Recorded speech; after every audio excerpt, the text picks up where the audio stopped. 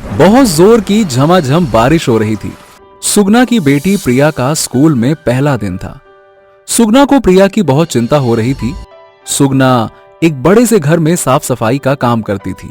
वो अपनी मालकिन से बोलती है, मालकिन, बहुत जोर से बारिश हो रही है और मेरी बेटी का आने का समय हो चुका है, तो बाकी का काम मैं आकर कर दूंगी। समय से प्रिया को घर लाना बहुत जरूरी है। आज उसका स्कूल का पहला दिन है। अगर मैं उसे लेने नहीं गई तो वह डर जाएगी। सुगना, तू भी हद करती है। घर में इतना सारा काम पड़ा है और तू की काम छोड़कर अपनी बेटी को लाने की बात कर रही है। तुझे तो पता है ना, ऐसे मौसम में कितना ज्यादा काम फैल जाता है। और तू है कि अपनी बेटी को लाना है तो पहले अपने सारे काम खत्म कर दे, उसके बाद ही जाना। क्योंकि तुझे तो पता है ना, मुझे घर में साफ सफाई बहुत पसंद है और नौकरानी होने का क्या ही फायदा फिर। मालकिन, मैंने काम करने से थोड़ी ना मना किया है।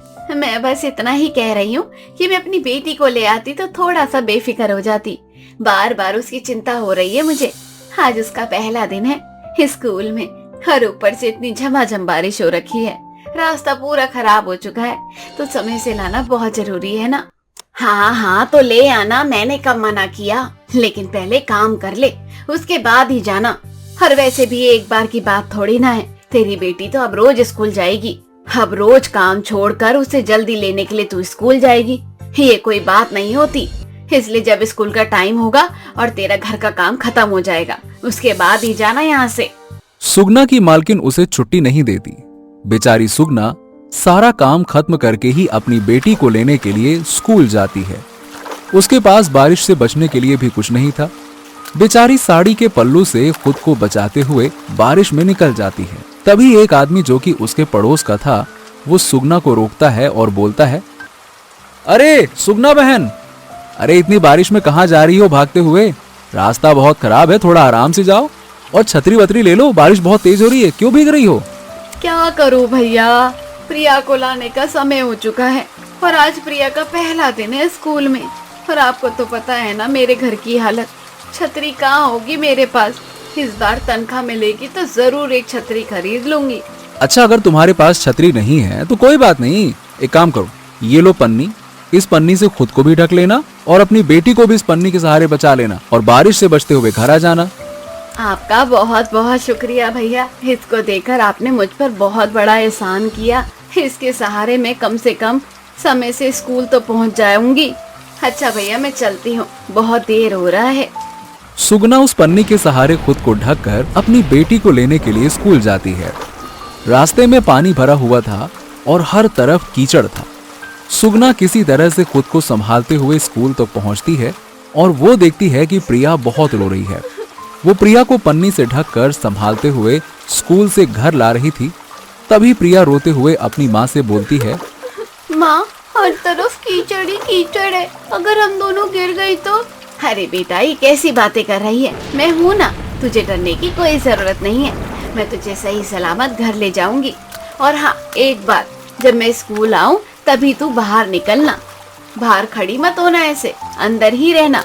और अपने टीचर से कह देना कि जब तक मेरी मम्मी नहीं आएगी तब तक मैं बाहर नहीं जाऊंगी, क्योंकि ऐसे रास्ते में तू अकेली कैसे आएगी। वे तो ठीक है माँ, लेकिन आपने आने में बहुत देर कर दी। सारे बच्चे चले गए, सबके मम्मी पापा उन्हें बड़ी बड़ी गाड़ियों में बिठा कर ले गए। किसी की मम्मी पापा तो छाता लेकर आए थे और आप है कि पानी लेकर आई हो। हाँ बेटा, तू चिंता मत कर। इस बार जो मेरी तनख्वाह मिलेगी ना, तो मैं तेरे लिए एक सुंदर सी छतरी लेकर आऊंगी और उसी छतरी में तुझे छुपा कर ले जाऊंगी। सुगना अपनी बेटी से बात करते हुए घर आ रही थी। तभी अचानक से एक बड़ी सी चमचमाती हुई कार सुगना के आगे रुकती है। उस कार में से मोहिनी नाम की एक औरत निकलती है। मोहिनी सुगना को देखकर कहती है, अरे सुगना, तू इतनी तेज बारिश में कहाँ जा रही है? काफी सालों बाद तुम मुझे यहाँ मिली है। अरे मोहिनी, तू यहाँ क्या कर रही है? तू तो विदेश में रहती थी ना? हाँ, मैं विदेश में रहती थी। अरे एक काम कर, पहले तू मेरी गाड़ी में बैठ, सारी बातें करेंगे। क्या तेरे पास तो छतरी भी नहीं है? तू जल्दी से मेरी गाड़ी में बैठ, उसके बाद मैं तुझे सारी बातें बताती हूँ। मोहिनी सुगना और उसकी बेटी को अपने गाड़ी में बिठा लेती है। उसके बाद मोहिनी सुगना से बोलती है, अरे दरअसल बात यह है कि इस शहर में ना मुझे 1 महीना हुआ है शिफ्ट हुए। अपनी बेटी का एडमिशन मैंने यही पास के स्कूल में करवाया है। वहीं से मैं अपनी बेटी पीहू को लेकर आ रही थी, तभी मेरी नजर तुझ पर पड़ गई। अरे इसी स्कूल में तो मेरी बेटी भी पढ़ती है, मैं भी उसे लेकर आ रही हूँ। काफी सालों बाद मैं तुझे देख रही हूँ। बचपन की सहेलियाँ शादी होने के बाद इस तरह से अलग हो गई कि कभी मिलना भी नसीब नहीं हुआ। और आज कुदरत, सच में मैं तो बहुत खुश हूँ हाँ तुझसे मिलकर। वैसे एक काम करती हूँ, आज मैं ना तुझे अपने घर लेकर चलती हूँ, थोड़ा चाय पानी पियेंगे और आराम से तू घर जाना। नहीं मोहिनी, फिर कभी। दरअसल बात यह है कि मैं अपनी बेटी को घर ले जाऊंगी, उसके बाद मुझे काम पर जाना है। मैंने अपनी मालकिन से बोला है कि मैं अपनी बेटी को घर छोड़कर समय से उनके पास आ जाऊंगी। अगर लेट हुई तो वे बहुत चिल्लाने लगेंगी। कौन सा काम करती है तू? मैं एक बंगले में साफ सफाई करती हूँ। हे भगवान सुगना, तू तो हमारे स्कूल और कॉलेज की टॉपर थी और तू इतना पढ़ लिख कर भी ये साफ सफाई का काम कर रही है। क्या बताऊं मोहिनी, गरीबी ना सब कुछ करवा लेती है और इस पापी पेट के लिए ना साफ सफाई भी करनी पड़े तो उसमें कोई हर्ज नहीं है। अपनी बेटी और परिवार को चलाने के लिए मुझे ये सब करना पड़ता है, क्योंकि कुछ साल पहले ही मेरे पति एक एक्सीडेंट में मुझे और मेरी बेटी को छोड़कर चले गए थे। तब से मुझे अकेले ही सब कुछ देखना है। शायद भगवान ने मुझे यहाँ पर तुझसे इसलिए मिलाया है ताकि तेरा ये जो बुरा समय चल रहा है ना वे ठीक हो जाए। दरअसल मेरा बहुत बड़ा बिजनेस है और तू मेरी फ्रेंड है, साथ ही मुझे तुझ पर पूरा भरोसा है। इसलिए मैं चाहती हूँ कि तू मेरे ऑफिस में आए और काम करे और हम दोनों की बेटियाँ एक ही स्कूल में जाती है। समय में मैं दोनों को स्कूल भी छोड़ दूंगी और तू मेरे ऑफिस में रहकर हमारा काम भी देख लेगी और इस तरह से तेरी इनकम भी हो जाएगी और तेरी बेटी का अच्छे से परवरिश भी हो जाएगा। तभी सुगना का घर आ जाता है।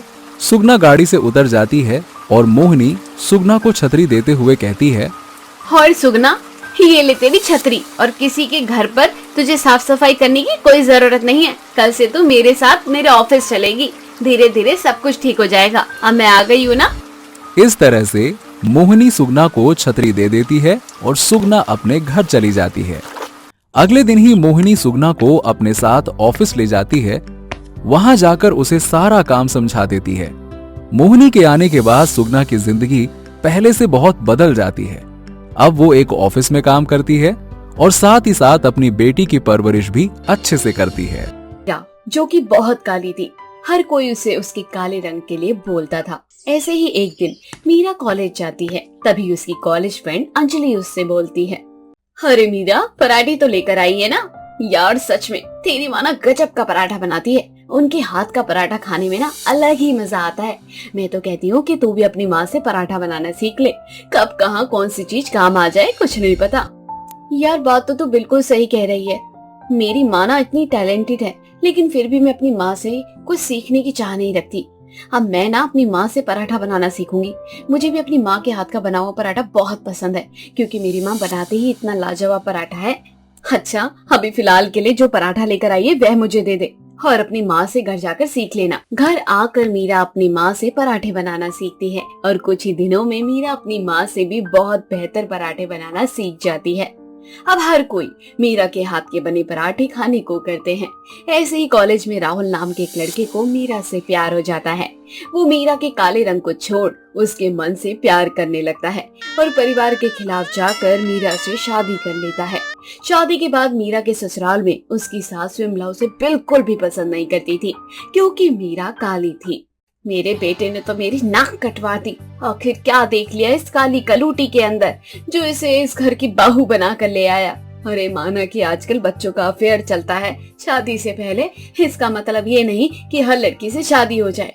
ऐसे ही एक दिन मीरा अपनी सास के लिए पराठे बना कर लाती है। सास को पराठे बहुत पसंद आते हैं और वो मीरा से बोलती है, काली माई सच सच बता, ये पराठे तूने ही बनाए हैं या फिर ऑनलाइन तूने बाहर से मंगा लिया? क्योंकि तेरी शक्ल देखकर तो कोई भी अंदाजा नहीं लगा सकता कि ये पराठा तूने बनाया है। माँ जी, भले ही मैं काली हूँ, लेकिन भगवान ने ना मुझे बहुत अच्छे गुण दे रखे हैं। मुझे घर के सारे काम आते हैं। घर और बाहर दोनों चीजों को मैं अच्छे से संभाल सकती हूँ। और ये पराठे जो आप खा रहे हैं ना, ये मेरी माँ ने मुझे बनाना सिखाया है। और माँ का सिखाया हुआ चीज हमेशा बच्चों को अच्छा महसूस करवाता है। जैसे कि आज मुझे बहुत अच्छा महसूस हो रहा है।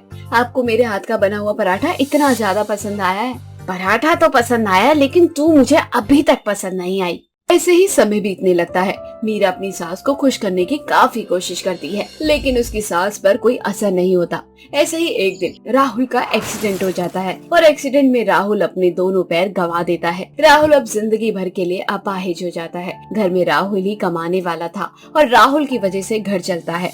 इतना सब होने के बाद भी घर की आर्थिक हालत धीरे धीरे खराब होने लग रही थी और घर की स्थिति को देखते हुए मीरा अब एक ढाबे पर पराठे बनाने का काम शुरू करती है, जहां उसे महीने का 8,000 मिलता था और उसी से वे अपने घर का खर्चा चलाती थी। ऐसे ही एक दिन ढाबे पर एक आदमी आता है और वे ढाबे का मालिक से कहता है, भाई साहब, मुझे आपके ढाबे के बने हुए 150 पराठे चाहिए। आपके पराठे बड़े स्वादिष्ट होते हैं और आपके पराठे की डिमांड तो अब धीरे धीरे और ज्यादा बढ़ती जा रही है। सच में आपके यहाँ के कारीगर तो बड़े अच्छे हैं, बहुत स्वादिष्ट पराठे बनाते हैं वो। भाई साहब, आप बिल्कुल भी चिंता मत करो, आपको समय से 150 पराठे का ऑर्डर मिल जाएगा। इन सब से मालिक बहुत खुश होता है और मालिक खुशी खुशी मीरा की तनख्वाह 8 से 15 कर देता है, क्योंकि पराठे बनाने का काम तो मीरा ही करती थी। इसलिए मीरा की वजह से मालिक का ढाबा दिन प्रतिदिन अच्छा चलने लगता है। ऐसे ही एक दिन मीरा ढाबे पर आना थोड़ा लेट हो जाता है और वे अपने मालिक से कहती है, माफ करना मालिक, आजकल मेरे पति की तबीयत थोड़ी खराब है, इस वजह से मैं थोड़ा लेट हो गई। मैं कल से समय पर आऊंगी। अरे मीरा, तुम्हें यहाँ कोई कुछ नहीं कहेगा। जिस दिन तुम्हें लगे कि तुम लेट आओगे, मुझे फोन कर बता देना। बाकी मुझे इनसे कोई भी दिक्कत नहीं है, क्योंकि तुम्हारी वजह से ही तो मेरा ढाबा चल रहा है। अगर तुम इतना स्वादिष्ट पराठा नहीं बनाती तो शायद मेरे लोग ढाबे पर खाना खाने के लिए नहीं आते। तुम तो लक्ष्मी हो हमारे लिए, इसलिए अपनी लक्ष्मी से नाराज नहीं होते, बल्कि उसे तो पूजा जाता है। ये तो आपका बड़प्पन है मालिक, वरना कहाँ आजकल के लोग अपने कारीगर को इतना सम्मान देते हैं। ऐसे ही धीरे धीरे अब मालिक की तबीयत खराब होने लग रही थी। मालिक की तबीयत बहुत ही ज्यादा खराब हो चुकी थी, जिस वजह से मालिक का बेटा बड़ा अर्जुन अब ढाबे की देखरेख कर रहा था। ऐसे ही एक दिन मीरा ढाबे पर लेट आती है, जिस वजह से अर्जुन मीरा को बहुत सुनाता है और कहता है, ये कौन सा समय है ढाबे पर आने का? भूल गई हो क्या कि यहाँ सुबह 10 बजे तक सबको पहुँच जाना होता है और तुम होगी 10:30 बजे यहाँ आ रही हो? मुफ्त के पैसे चाहिए क्या तुम्हें? तो मुझे वो भी बता दो। नहीं साहब, घर में कुछ जरूरी काम था, इसलिए बस आधा घंटा लेट हो गई। तुम्हारे घर में कुछ भी हो, मुझे उससे क्या लेना देना? घर के जरूरी काम के लिए तुम्हें सैलरी नहीं मिलती, बल्कि यहाँ ढाबे पर काम करने की वजह से तुम्हें सैलरी मिलती है। आधा घंटा लेट आई हो, इस वजह से तुम्हारी सैलरी में से पैसे काट लूंगा। लेकिन मालिक, आपके पिताजी ने तो आज तक मुझे कभी कुछ नहीं कहा, बल्कि उन्होंने मुझे ये सब कहा कि थोड़ा बहुत लेट वे मैनेज कर लेंगे, फिर आधा घंटा लेट होने की वजह से आप मेरी सैलरी तो मत काटो। देखो, मेरे पिताजी ने क्या किया क्या नहीं किया उससे मुझे मतलब नहीं है। अभी ढाबा मैं चलाता हूँ, तो यहाँ जो होगा वो सब कुछ मेरे हिसाब से होगा। ऐसे ही कुछ दिन बीत जाते हैं। अर्जुन बार बार मीरा को टॉर्चर करने लगता है। वे उसे हर छोटी मोटी बातों को लेकर सबके सामने सुनाना शुरू कर देता है। मीरा को अर्जुन का ऐसा व्यवहार बिल्कुल भी पसंद नहीं आता। ऐसे ही एक दिन अपने सभी कर्मचारियों को तनख्वाह बांट रहा था और वे मीरा को उसकी आधी सैलरी काट कर देता है, जिस पर मीरा बोलती है, इस महीने तो मैंने एक भी छुट्टी नहीं करी और मैं बस आधा घंटा लेट थी और उस वजह से आपने मेरी आधी सैलरी काट ली, ऐसा क्यों? तुम्हारी रोज की छोटी मोटी गलतियाँ हमसे बहस करना, इन सब का हिसाब भी तो काटना जरूरी है ना। और जितनी तुम्हारी औकात है ना, उतना ही पैसा दिया है मैंने। आपका बहुत बहुत शुक्रिया। अब मुझे इस ढाबे पर कोई काम नहीं करना, जितना काम करना था मैं कर चुकी। मीरा गुस्से में काम छोड़कर अपने घर आ जाती है। घर आने के बाद वह अपनी सास को सारी बातें बताती है। इसके बाद उसकी सास मीरा से बोलती है, परेशान मत हो बहू, कहते हैं ना जो होता है अच्छे के लिए होता है। मैं तो कहती हूँ कि तू अपना काम शुरू कर दे। सास की बात मानकर मीना अपना काम शुरू कर देती है। मीना के हाथ के बने हुए पराठे हर किसी को पसंद आते हैं और बहुत कम समय में मीरा का काम बहुत अच्छे से चलने लगता है। अब मीरा के हाथ के बने पराठे हर जगह बिकने शुरू हो जाते हैं। अब मीरा की आर्थिक हालत पहले से बहुत अच्छी हो जाती है। अब मीरा के पास खुद का घर था और खुद की गाड़ी और खुद का नाम था।